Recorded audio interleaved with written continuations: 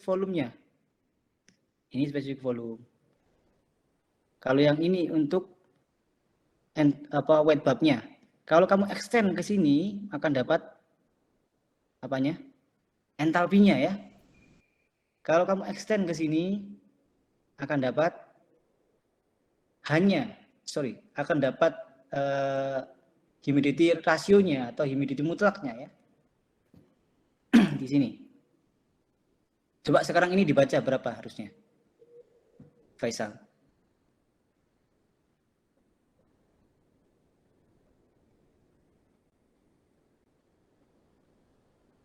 Yang lain, mungkin yang lain juga. 0,013 Pak untuk moisture-nya.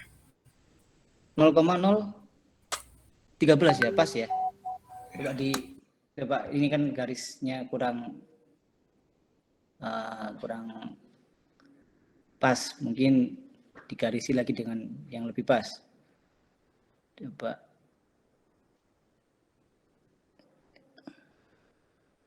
presentasikan lagi coba.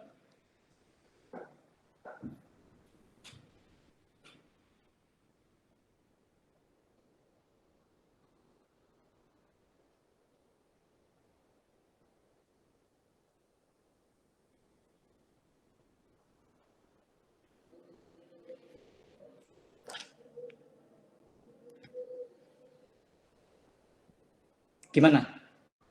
Jadi dapatnya berapa? Moisture content-nya 0,0128 Pak. 0,128 terus RH-nya 62%.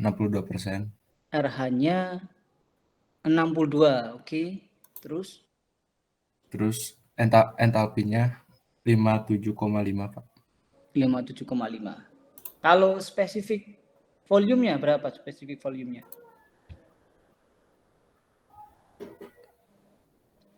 Jadi kan ini kan terletak antara garis ini ya, garis spesifik volume 0,87 Pak. 82 ya, sama ini 0,9. Jadi ya berapa di situ ya?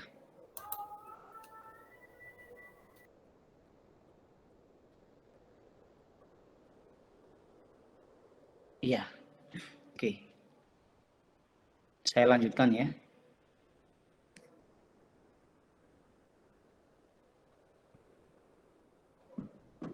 Oke, berarti di sini tadi ya. Oh ya, kelewat tadi ya. T2 point-nya belum. T2 point berarti kalian tarik garis ke samping kiri ini ya. Nah, ini T2 point sekitar 17 ya, 16, 17, 8, 17,8 lah ya. Ya di sini. Ini ya ternyata kalau saya dapatnya ini RH-nya 63%, humidity rasionya 12,6, kemudian tadi relatif spesifik volumenya 0,86 ya, dan entalpinya 57,5. Kalau DDP-nya di sini dapatnya 17,6. Ada yang dapat persis sama kayak gini?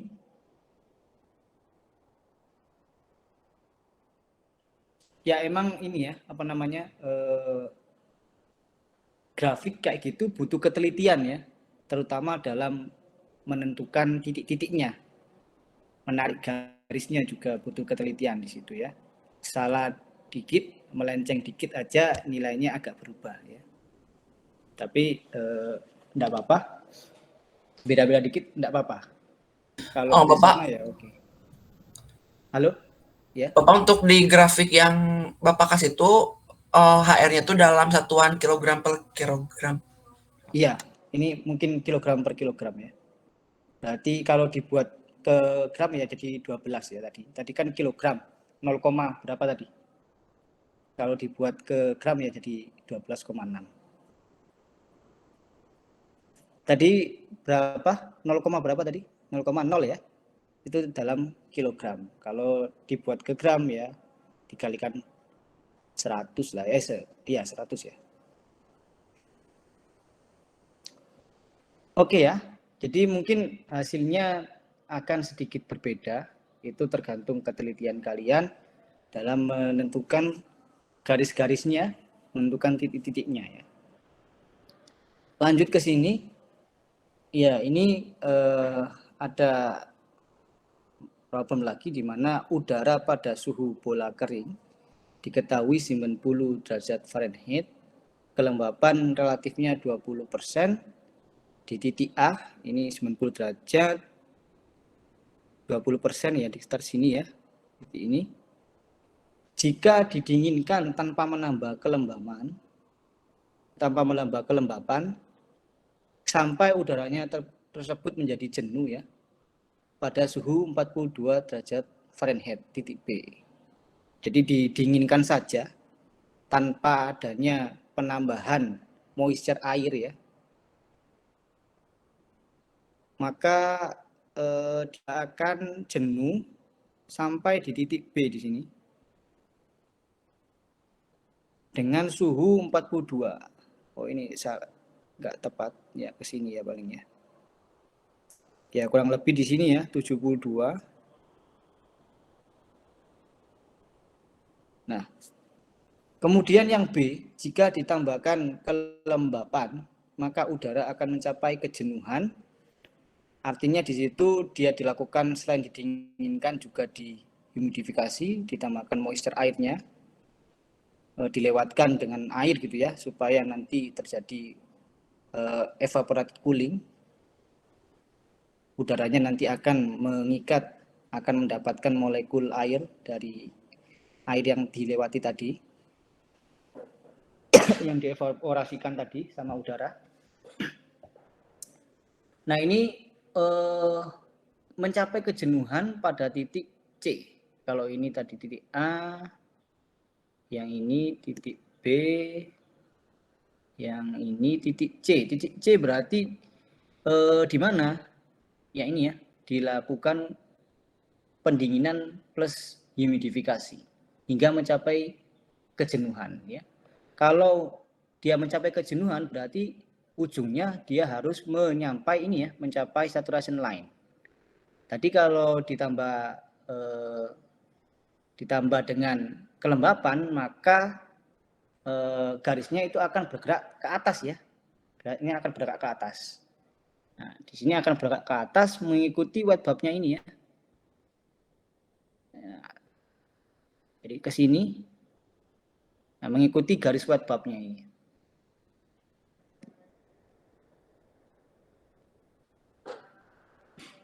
Maka didapatkanlah titik C di sini. Kalau kita tarik garis ke bawah ya dapatnya 62 tadi ya. 62 Fahrenheit. Nah, apa beda antara A dan B? Kira-kira bedanya apa? Ya, kalau yang A itu dia hanya mencapai saturasi, mencapai kejenuhan itu hanya dengan menambahkan pendinginan saja ya, hanya dengan didinginkan saja tanpa disertai dengan humidifikasi ya. Kalau yang di titik yang A ini atau titik B itu dia udaranya bisa mencapai saturasi atau jenuh itu hanya dengan didinginkan saja. Kalau yang di titik C yang ini hingga mencapai kejenuhan, supaya dia mencapai jenuh udaranya, ini selain didinginkan juga ditambahkan molekul udara, molekul air ya, ditambahkan uap air. Terjadi proses pendinginan dan juga humidifikasi di situ. Nah, bedanya itu ya, di sini terlihat ternyata dengan perlakuan yang berbeda, maka wet bulbnya, T dew point-nya akan berbeda ya. Kalau yang tanpa humidifikasi didapatkan temperatur dew point-nya itu 42. Kalau yang dengan penambahan molekul air, temperatur dew point-nya 62 derajat Fahrenheit.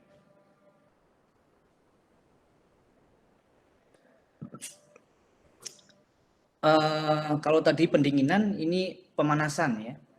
Udara semula pada kondisi bola kering 25 derajat Celcius, T dry bulbnya 25 derajat Celcius. T wet bulbnya 20 derajat Celcius, kemudian dipanaskan hingga tray dyed bulbnya itu menjadi 40 derajat Celcius. Hitunglah kalor yang harus disuplai untuk laju alir udara sebanyak 1000 meter pangkat 3 per jam. Hitunglah juga kelembapan relatif dari udara, RH-nya berapa, ini Q-nya berapa ya, untuk massa udara 1000 meter atau 1000 kg per jam ini. Itu kira-kira panasnya itu berapa ya, panas yang dihasilkan, kalornya itu berapa, kemudian relatif humidity-nya berapa. Bisa nggak untuk menghitung itu, menentukan itu. Nah, untuk penyelesaiannya pada pemanasan udara, ingat bahwa di situ hanya terjadi peningkatan suhu saja, tidak ada penambahan atau pengurangan molekul air, tidak ada penambahan moisture air di situ ya. Sehingga nanti kalau kalian membuat titik di dalam kurva psikometrik, maka kondisi udaranya tersebut akan bergeser kemana? Ke kanan apa ke kiri ya? Terjadi pemanasan. Halo? Kanan, Pak. Atau mungkin kayak gini ya?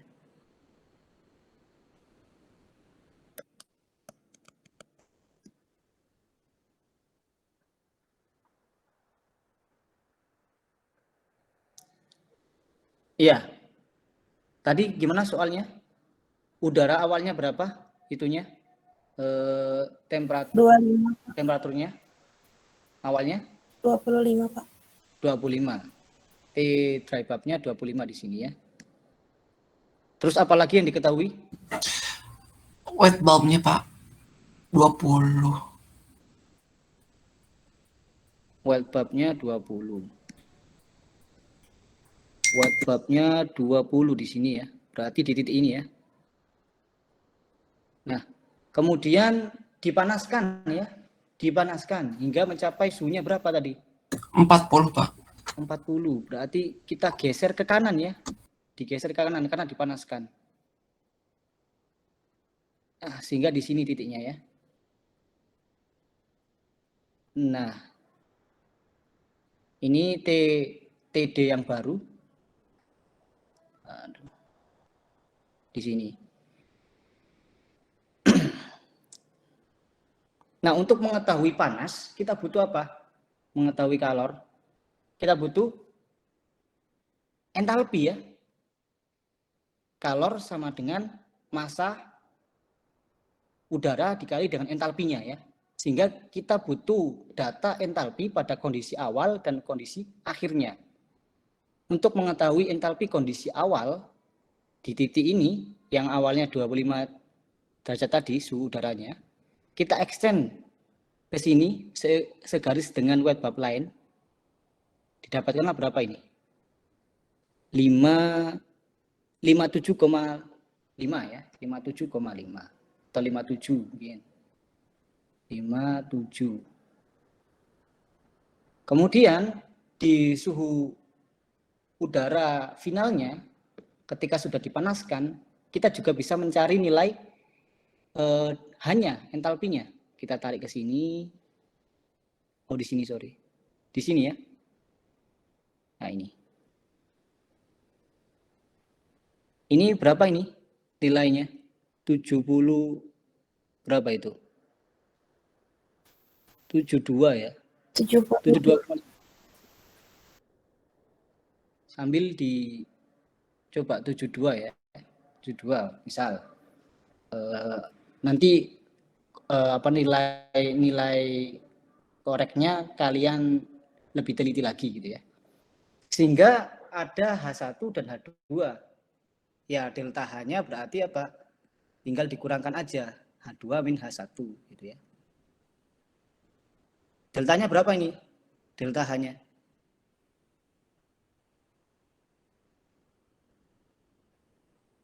H2-nya kan 72. H1-nya 57. Delta H-nya berapa?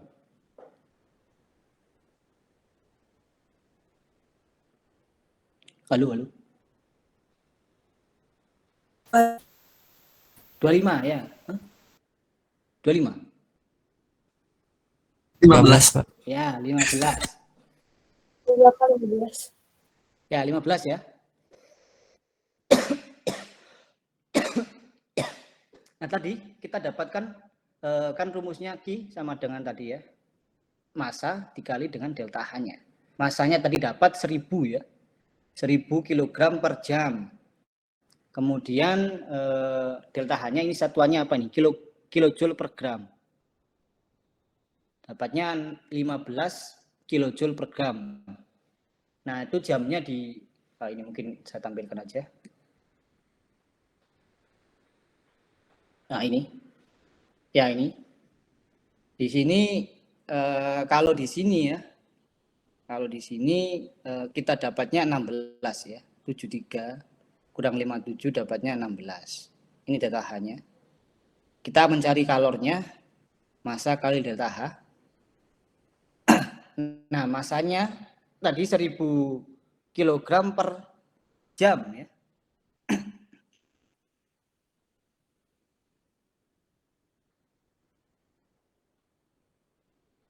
Ya, kilogram per jam.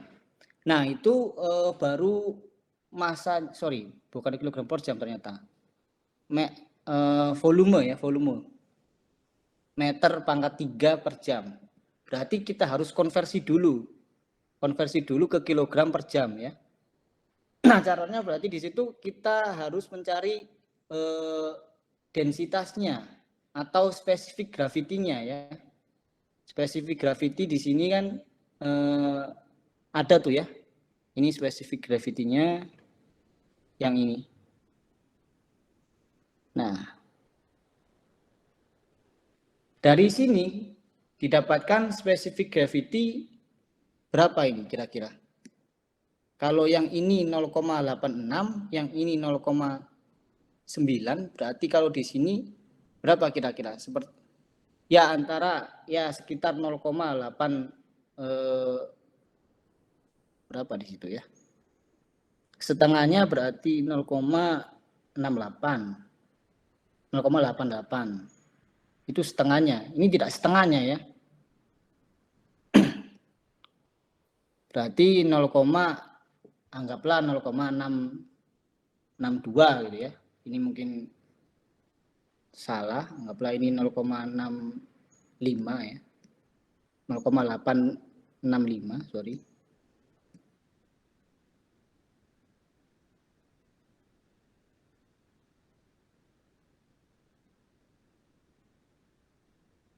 Enggak sampai 0,8.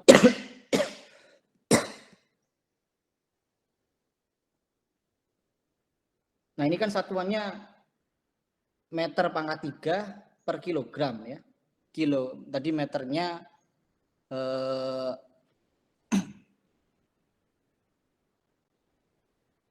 bentar.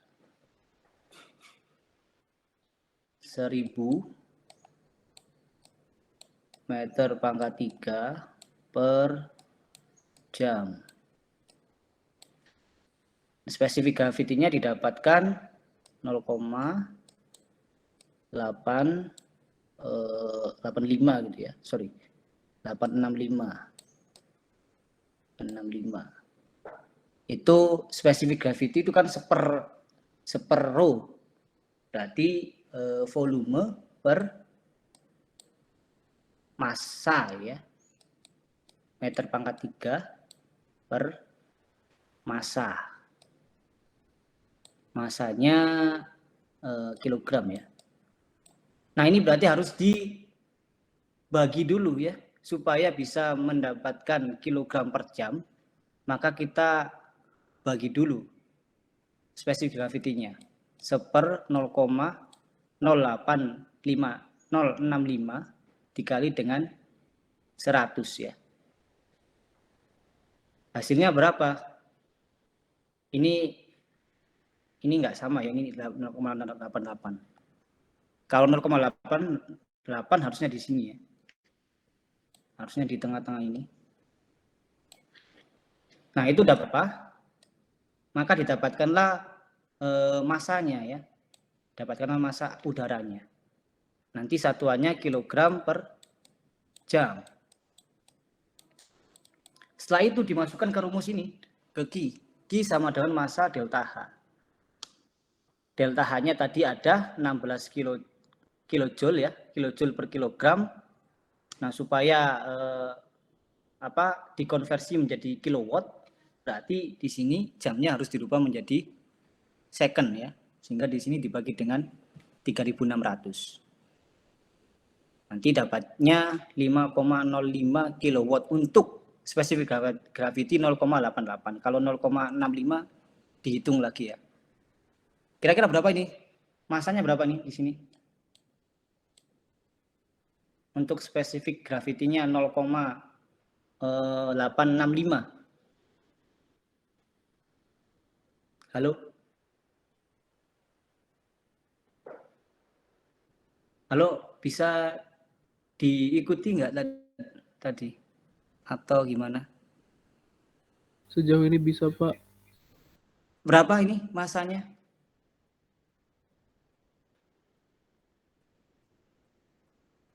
Ini mungkin keliru ya, bukan 0,88.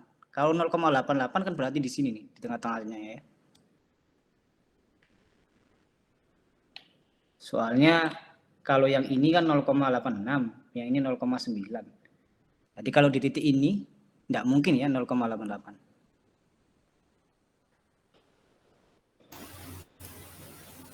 Berapa 1156, Pak. Berapa? 1156,7. 1100 56,1, Pak. 56, anggap aja 1156. Kemudian dikalikan dengan 16 dibagi dengan 3600.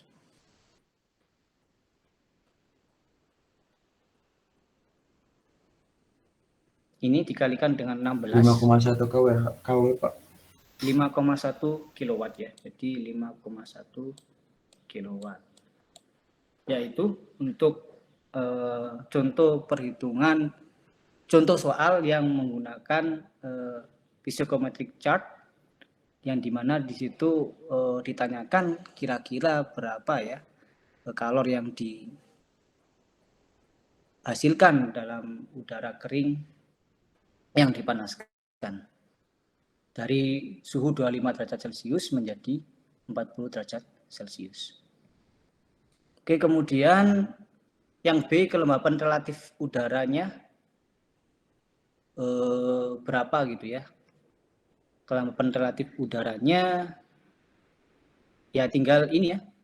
Di sini di titik ini berarti sekitar 63 atau 62 ya. 63 lah ya di sini.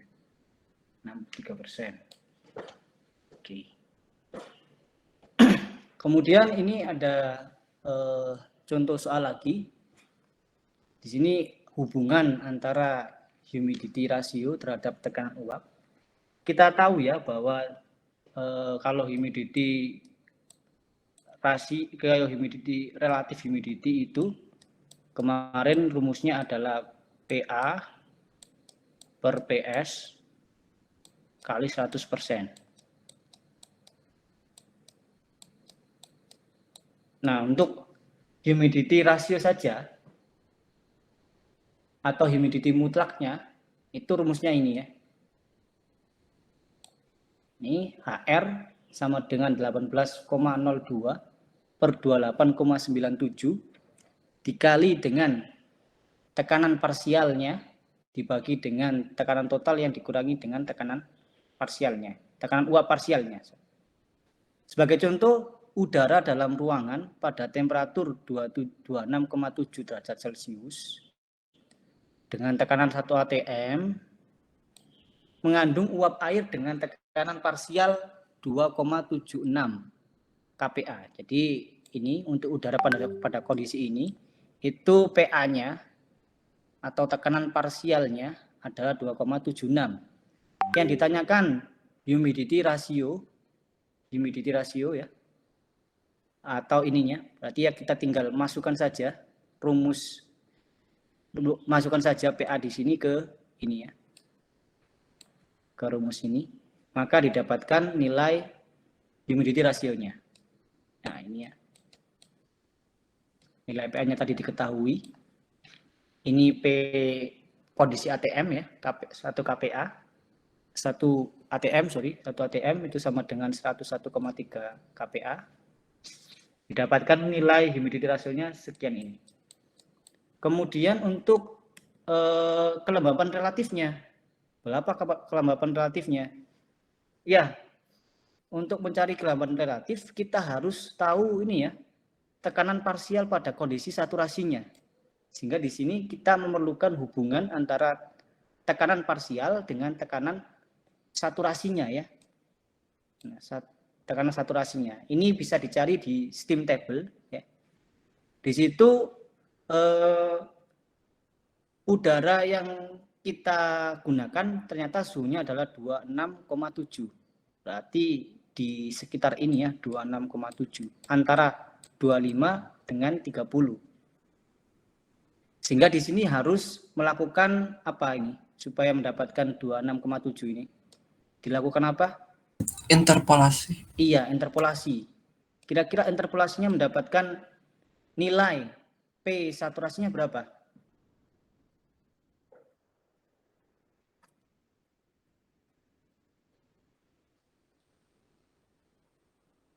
Ya, sekitar ini ya.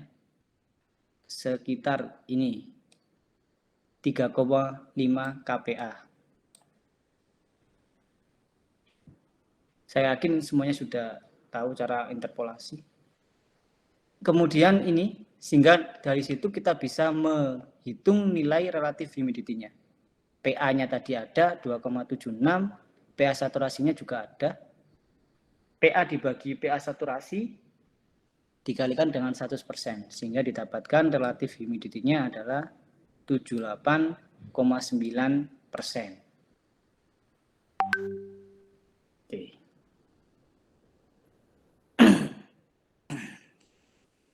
Kemudian ini humidifikasi. Ada aliran udara pada suhu 87,8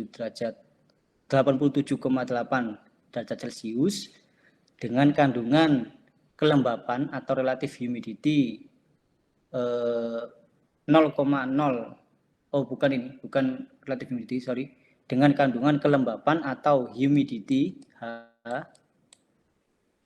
0,030 kilogram uap air per kilogram udara kering ya, dikontakkan dengan air ya. Di sini ada udara yang dikontakkan dengan air gitu ya, sehingga terjadi penguapan evaporasi di situ.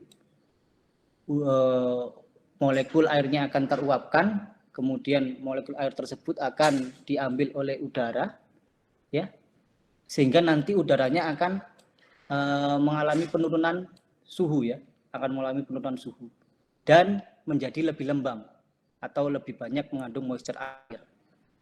Udara didinginkan dan dihumidifikasi hingga relatif humidity-nya 90%. Jadi awalnya tadi relatif humidity-nya kita nggak tahu. Ini bisa dicari dengan diagram psikometrik relatif humidity-nya. Dilakukan humidifikasi sampai relatif humidity-nya mencapai 90 derajat Celcius. 90%. Berarti sudah mulai jenuh ya, sudah hampir mau jenuh di situ. Nah, tentukan rasio kelembapan akhir dan suhu akhir. Yang dicari adalah relatif humidity di akhirnya dan suhu akhirnya. Ya, karena di sini udara didinginkan hingga 90% relatif humidity, ya berarti suhu kelembapan akhirnya, rasio kelembapan relatif humidity-nya ya 90% ya. Kemudian yang dicari adalah humidity rasionya atau humidity totalnya atau kelembapannya berapa dan suhu akhirnya berapa. Kita bisa menghitungnya atau mencarinya dengan diagram psikometrik lagi ya. Dari tadi kita punya T dry bulb-nya 87,8 ya, letaknya di sini 87,8, kita tarik ke atas. Kemudian humidity-nya atau kelembapan rasionya itu tadi 0,03, di sini 0,03. Kita tarik garis ke sini hingga dia berpotongan dengan T dry bulb. Kemudian seiring dengan garis wet bulb ya di sini ya, kita tarik ke sana sehingga didapatkanlah wet bulbnya ya. Ini wet bulbnya ke sini, wet bulbnya. Kemudian tadi dilakukan humidifikasi hingga relatif humidity-nya 90%. Berarti mencapai sini ya. Sampai di sini. Ini kan 90%. Garis relatif humidifikasi 90%. Ya, di sini. Nah, suhu akhirnya berapa? Ya tinggal ditarik ke bawah ya. Suhu akhirnya berapa? Tinggal ditarik ke bawah. Ya, sekitar ini ya. Berapa ini? 42,5 lah ya. 42,5. Itu untuk suhu akhirnya. Ini suhu akhirnya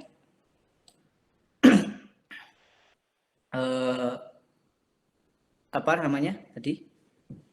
Suhu akhirnya 42,5. Kemudian untuk kelembapan rasionya atau rasio kelembapannya, humidity-nya, kita bisa tarik ke kanan garis yang ini, dari titik ini ke sini, didapatkanlah 0,0 berapa nih? 0,02 ya, 0,052.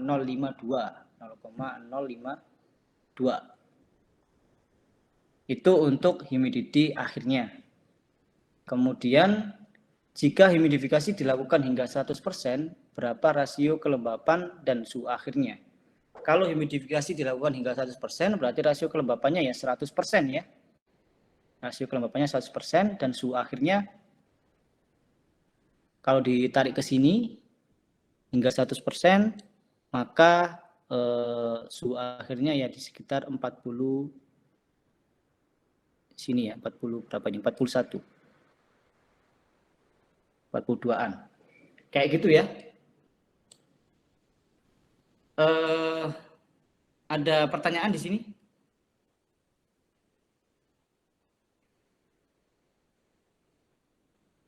Tidak ada? Mungkin kita lanjut lagi. Ini udara dengan suhu bola kering 60 derajat Celcius dan suhu bola basah 27,5 derajat Celcius. Humidity ratio atau humidity totalnya 0,01 kg uap air per kilogram udara kering dikotakkan dengan air secara adiabatik. Artinya di situ didinginkan ya, didinginkan dan dihumidifikasi hingga humidity rasionya mengalami kenaikan. Jadi mulai moisture-nya mengalami kenaikan sekitar 100 gram ya. Sekitar 10 gram ya, mengalami kenaikan sekitar 10 gram. Tentukan suhu akhirnya. Ini sama kayak tadi ya. T dry bulb-nya 60, kita tarik garis ke atas. Kemudian T wet bulb-nya 27,5. Ya, ini mungkin di daerah sini ya, di sekitar sini.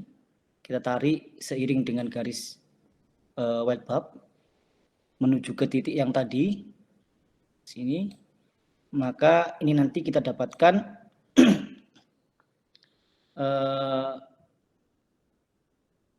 sorry, maaf. Jadi yang diketahui adalah humidity-nya, sorry. Jadi T dry bulb-nya ini 60, tarik ke atas. Kemudian humidity totalnya tadi diketahui ternyata yaitu 0,1, ini tarik ke sini. Kemudian dilakukan pendinginan dengan disertai humidifikasi hingga humidity rasionya menjadi 0,02. Berarti ini ya 0,02. Kita tarik ke sini. terus saja. Nah, dari situ nanti kita cari, kan tadi pendinginan ya, pendinginan pasti ujung-ujungnya udara tersebut akan mengalami kejenuhan atau saturated gitu ya.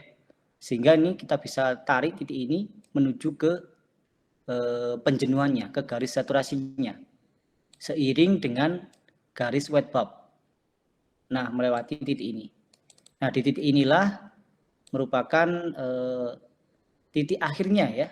Kalau kita tarik ke bawah, maka kita dapatkan T dry bulb-nya. Sehingga di sini didapatkan T dry bulb-nya adalah 35 ya, 35.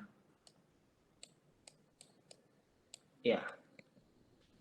Suhu akhirnya adalah 35 derajat Celcius untuk dry bulb-nya. Oke. Ada yang tanyakan untuk yang ini? Enggak? Oke. Mungkin ini sedikit lagi. Masih ada sedikit lagi.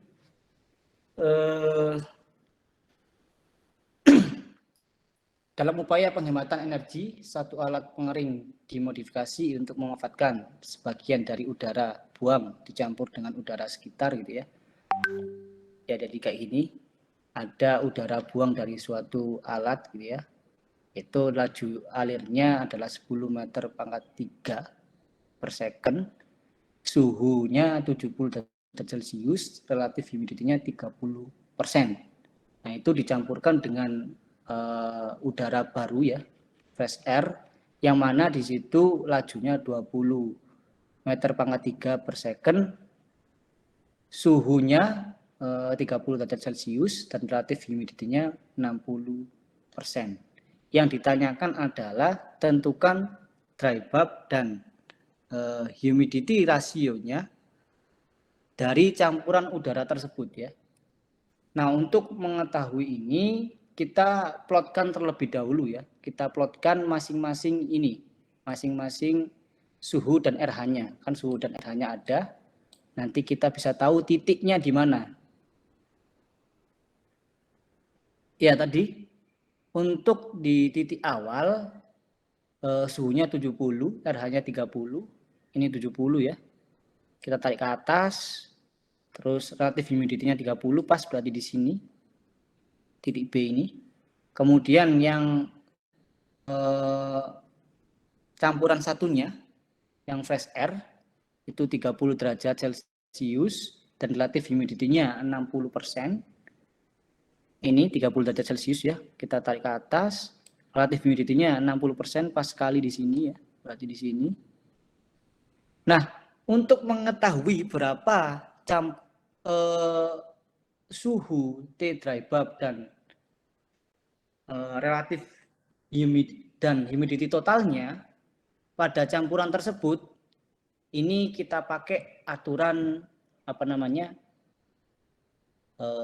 perbandingan gitu ya, aturan Legend, seperti kayak di ekstraksi ya, pada ekstraksi cair-cair dulu mungkin masih ingat, pakai aturan Legend ya. Jadi di sini pencampuran antara A dan B ya. Ketika ada pencampuran A plus B, itu akan menghasilkan campuran C ya, campurannya C. Nah, C ini itu berada pada titik antara garis A dan garis B ya. Jadi ada garis A sampai garis B. Nah, pencampurannya, titik pencampurannya itu terletak di antara garis A dan garis B.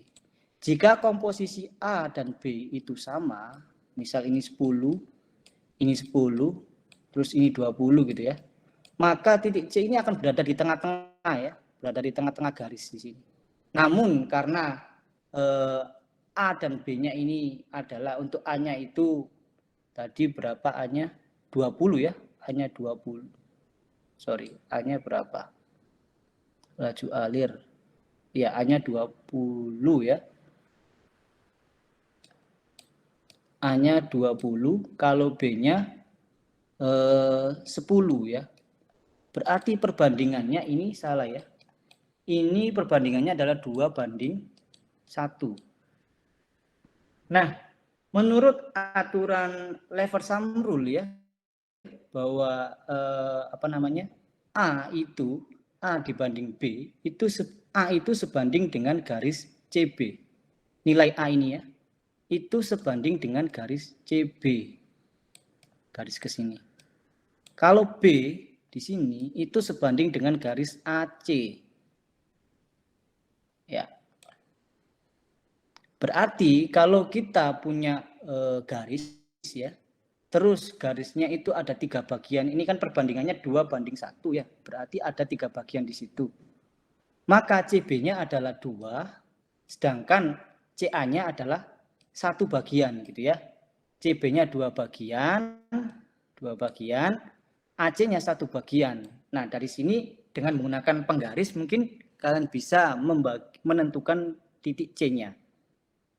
Kalau kalian menggunakan penggaris ternyata didapatkan panjang AB itu misalnya 9 gitu ya.